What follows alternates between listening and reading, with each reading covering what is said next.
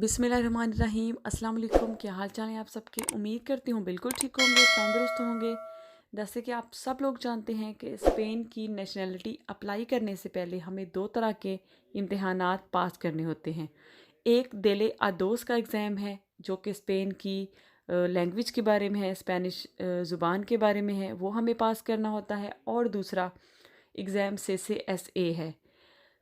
देलिया दोस्त की complete video मेरे चैनल पे पड़ी हुई है, उसका लिंक डिस्क्रिप्शन में आप देख सकते हैं। CCSE का एग्ज़ाम मैंने पिछले हफ्ते दिया है और जिसके बारे में वीडियो अपनी बहुत सी बहनों की फरमाइश पर ये मैंने बनाई है।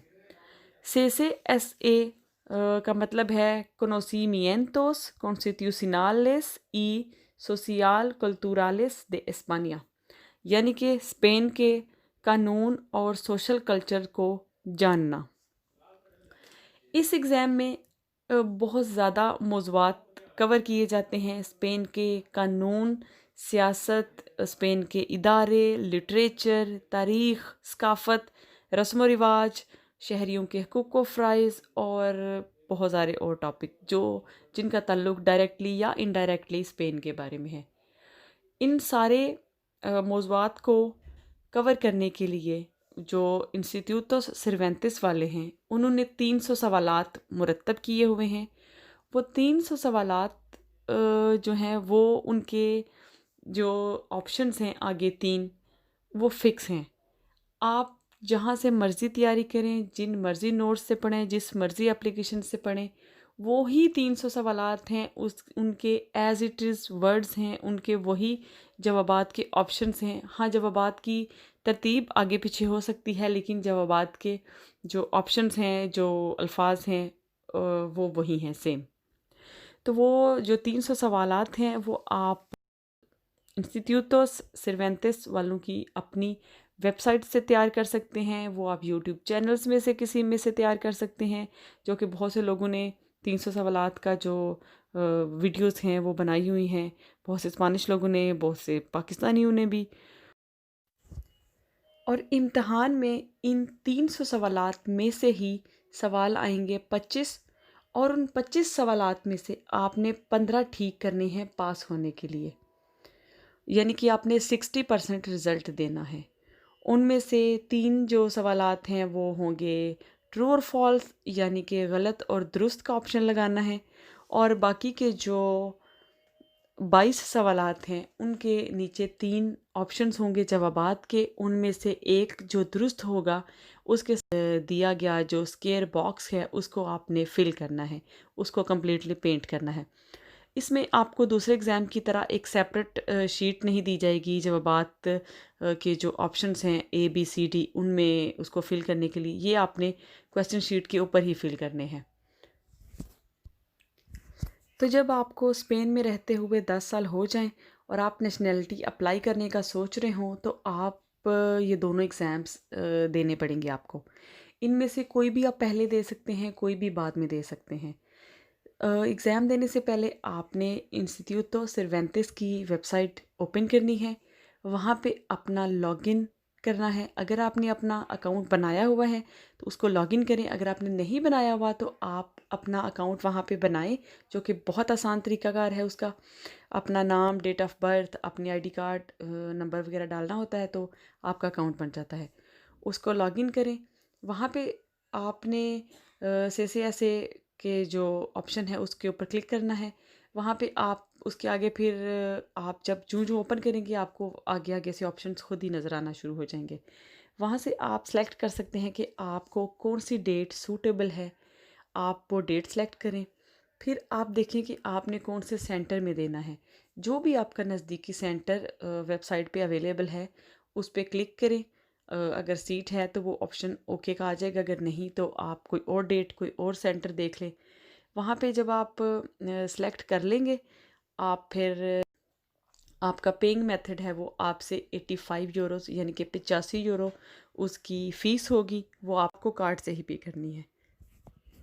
तो जब आपका ओके हो जाए, जगह और डेट फाइनल हो जाए, तो आपको 85 यूरोस पे करने होते हैं। और आपको जो एक मेल करते हैं इंस्टीट्यूटो सर्वेंटिस वाले, उस पे आपको वो रसीद भेज देते हैं। यानी कि रेस्गुआर्दो, उस पे फिर कंप्लीट इन्फॉर्मेशन होती है कि आपका एग्ज़ाम किस सेंटर में कितने बजे तक होगा। इसका जो टाइम है वो 45 मिनट होता है। आपको आधा घंटा पहले अपने सेंटर में पहुंचना होता है। साथ आपने 3 चीज़ें मस्ट लेकर जानी होती हैं, आपका पासपोर्ट, आपका आईडी कार्ड यानी कि स्पेनिश रेजिडेंसी कार्ड, और आपकी रेस्गुआर्दो जो आपको इंस्टीट्यूटो वाले सर्वेंटेस वाले मेल करते हैं रेस्गुआर्दो, वो आपने लेकर जानी है। चाहे उसका पेपर पे प्रिंट निकलवा लें, चाहे उसको मोबाइल में सेव कर दें, वो आपको एग्जामिनेशन हॉल में एंटर होने से पहले चेक करवानी होती है। जब आप इसका एडमिशन भेज दें, आपको रेस्गुआर्दो की ईमेल आ जाए, तो फिर आप इसकी तैयारी स्टार्ट कर दें। इसकी तैयारी जैसे कि मैंने बताया है कि वही 300 सवालात हैं, वो आप बड़ी आसानी से याद कर सकते हैं। अगर तो आपको स्पेनिश और के जो वर्ड्स हैं, सवालात हैं, उनकी ठीक समझ आती है, फिर तो बहुत अच्छी बात है। आप उनको याद करके जनरल नॉलेज के तौर पे माइंड में रख सकते हैं और एग्ज़ाम में दुरुस्त जवाबात लगा सकते हैं। लेकिन कुछ सवालात ऐसे होते हैं जिनमें बहुत मुश्किल वर्ड्स हैं जो आपने पहले नहीं सुने होते, या जिस फील्ड से आपका कोई ताल्लुक़ नहीं होता, उस फील्ड के अल्फाज आपको समझ नहीं आते मेरी तरह। तो फिर आप क्या करें, अपना एक देसी तरीका अपनाएं। सवालात की कोई निशानियाँ रख लें, उनको किसी न किसी चीज़ के साथ एसोसिएट कर लें। फॉर एग्ज़ाम्पल मैं आपको बताती हूँ, इसमें एक सवाल आएगा कि एक जो शख्स है पेनेलोपे क्रूज़, उसका क्या प्रोफ़ेशन है? उसके नीचे 3 ऑप्शन हैं, क्या वो कंतांते है यानी सिंगर है, या वो गिटारिस्ता है, क्या वो गिटार बजाता है, या फिर वो एक्ट्रेस है यानी एक्टर है। तो मैंने क्या निशानी रखी कि जैसे एक टॉम क्रूज़ बड़ा ही फ़ेमस एक्टर है इसका हॉलीवुड का, तो ये भी इसके साथ भी क्रूज़ आ रहा है, तो इसको मैंने एसोसिएट कर लिया एक्टर के साथ। तो इसका दुरुस्त जवाब क्या हो गया? एक्ट्रेस। तो फिर इस तरह की जो निशानियाँ हैं या इस तरह की एसोसिएशंस हैं, वो आप अपने माइंड में रख लें, आपको तैयारी करने में आसान होगी। और ये सवालात आप इंस्टीट्यूटों के जो उनकी ऑफ़िशियल एप्लीकेशन है उसको डाउनलोड करें, ऐप स्टोर पे जाएँ, उनकी एप्लीकेशन डाउनलोड करें, उस पे आप प्रोबास पे, एग्ज़ामिन्स पे क्लिक करें और सारे सवालात की तैयारी कर लें। या उसके अलावा अगर आपको कोई और एप्लीकेशन पता है, किसी आपके दोस्त ने तैयार की हुई है उससे, या आप किसी यूट्यूब चैनल से तैयार करना चाहते हैं, तो वो आप पे डिपेंड करता है। आप 300 सवालात को याद कर लें, उनमें से इंशाल्लाह जो 25 एग्ज़ाम में आएंगे, तो आपकी अगर अच्छी तैयारी है तो आप ज़्यादा से ज़्यादा 10 मिनट में सारा पेपर हल कर लेंगे। चाहे टाइम इसका 45 मिनट है, लेकिन अगर आपको आता है तो आप इसको 5 या 10 मिनट में हल करके तो एग्ज़ामिनेशन हॉल से बाहर भी आ सकते हैं। हाँ, लेकिन 15 मिनट तक आपको, अगर आप कर भी लेते हैं जल्दी, तो आपको 15 मिनट वहीं पे बैठना पड़ता है। 15 मिनट से पहले आप हॉल को छोड़ नहीं सकते। और कुछ लोगों ने पूछा था कि हमें ये ज़रूर बताइएगा कि वहाँ पे जो एग्ज़ामिनर्स होते हैं उनका रवैया कैसा होता है। तो एग्ज़ामिनर्स का रवैया मुझे लगता है कि जितने भी पूरी दुनिया में एग्ज़ाम्स वगैरह होते हैं सेम ही होता है। उनका काम सिर्फ़ होता है, वो आप पे नज़र रख रहे होते हैं कि आप सही तरीके से अपना पेपर हल करें, इधर-उधर मत झाँकिए और चीटिंग वगैरह की कोशिश ना करें। तो वो भी ऐसे ही होते हैं, कुछ काइंड होते हैं, कुछ थोड़े से रूड होते हैं, कुछ अच्छे होते हैं, जैसे कि सब जगहों पे अच्छे और बुरे लोग होते हैं। तो उस चीज़ के साथ आपका कोई कंसर्न नहीं है। अगर आपकी तैयारी अच्छी है तो आप अपने पेपर पे तवज्जो दें और पेपर हल करें। हाँ, लेकिन अगर कुछ लोग ये समझते हैं कि इधर-उधर चीटिंग करने का कोई मौका मिलता है या वो, तो ऐसा कुछ नहीं है। मेरा दोनों एग्ज़ाम्स में ऐसा कोई हिसाब-किताब नहीं लगा कि कोई भी किसी से पूछ नहीं सकता। मतलब वो फिर क्योंकि आजकल तो कोरोना की वजह से सोशल डिस्टेंस की वजह से थोड़े से ही स्टूडेंट्स होते हैं, तो उन पे नज़र रखना भी काफ़ी आसान होती है। आप बात करेंगे या शोर करेंगे या किसी से पूछेंगे तो आप जल्दी नज़र में आ जाएंगे।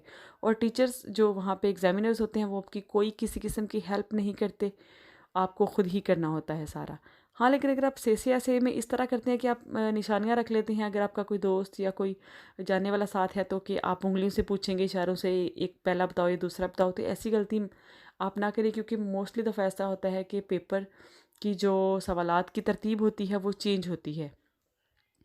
कि ज़रूरी नहीं कि जो सवाल पहले नंबर पे आपके पेपर पे है वो दूसरे बंदे के, क्या पता पेपर पे वो तीसरा या चौथे नंबर पे सवाल हो। तो सवालों की तरतीब वो बाज़ दफ़ा चेंज कर जाते हैं। तो आप जो जो 1 2 3 करके पूछ सकते हैं, वो उसमें आपकी गलती का बड़ा इम्कान है कि वो आपका सवाल गलत हो सकता है।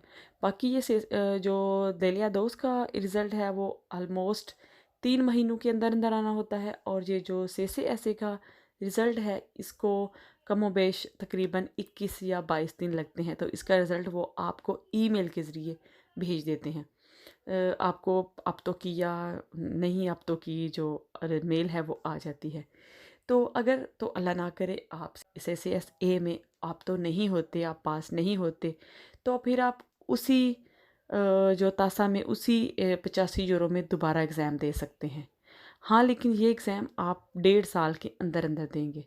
अगर आप एक दफ़ा देते हैं तो आपको रिज़ल्ट का इंतज़ार करना है। अगर आपको रिज़ल्ट आने से पहले पता है कि मैं पास नहीं होऊँगा तो मैं दोबारा एडमिशन भेज लेता हूँ, ऐसा नहीं हो सकता। आप एग्ज़ाम देते हैं, जब उसका रिज़ल्ट आ जाता है और आप पास नहीं होते तो फिर आप उसका उसी पैसों में दोबारा एडमिशन भेज सकते हैं। देलिया दोस्त का आप उसके 130 यूरो फ़ीस है, उसमें आपने सिर्फ़ 1 दफ़ा दे सकते हैं।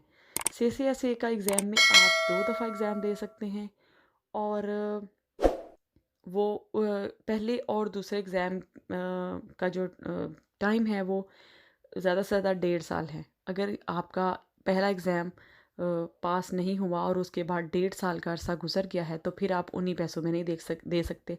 आपको दोबारा से रजिस्ट्रेशन करवानी होगी।